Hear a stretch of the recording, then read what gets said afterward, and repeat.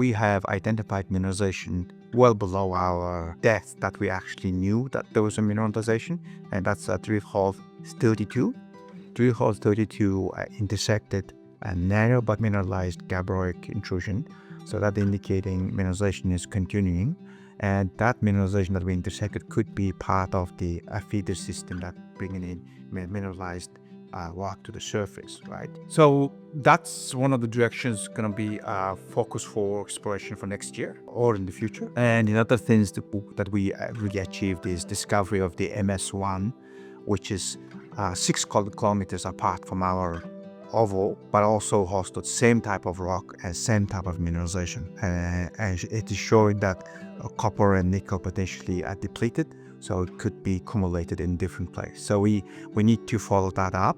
That's opens very large area for fertility of hosting copper nickel sulfide system or deposit there. So it's very encouraging for us. And of course, metallurgy tests came out pretty good. We have achieved from above 80% recovery rate up into 95% for copper, and of course lesser degree in nickel. So, and the study is still going on. So we are quite encouraged and quite upbeat about the result, and we think we will deliver many more surprising results in the near future.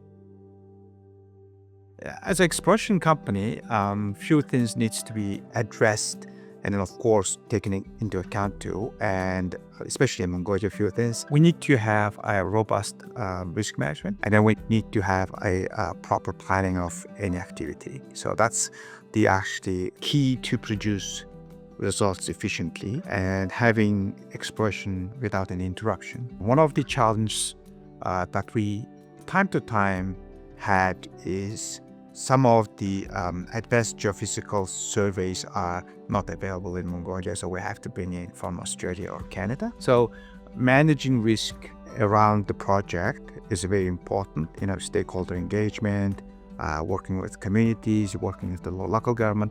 As a company that's been really born and bred in Mongolia and eventually developed into ASX company, we have strong roots in the mining industry in Mongolia. So we understand the jurisdictional risks, we understand the operational risks well in there, and also we try to complement that really expertise from technical expertise from global market. So that's how we operate.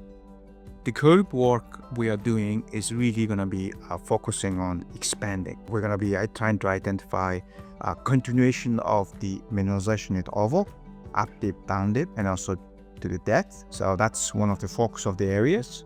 The other ones are really expanding on the areas that we identified that could be fertile and interesting and could host mineralization of copper and nickel or copper and gold.